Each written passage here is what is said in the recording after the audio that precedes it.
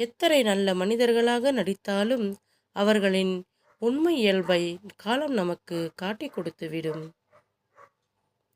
பணத்தை வைத்து எந்த ஒரு உறவையும் மனிதரையும் தாழ்வாக கருதாதீர்கள். ஏனெனில் வாழ்க்கை நிரந்தரமில்லாதது. நொடியில் அனைத்தும் மாறிவிடும். உனக்கு எதிர்ப்பு வலுக்கிறது என்றால் அது வெறுப்பின் அறிகுறி அல்ல, உன் வளர்ச்சியின் அறிகுறி. அவமதிக்கும் இடத்தில் காத்திருந்து பெறுவதும் தவறு, அலட்சியம் செய்யும் இடத்தில் தேடிச் சென்று கொடுப்பதும் தவறு. மனமே, நீ இதை நன்கு உணரு.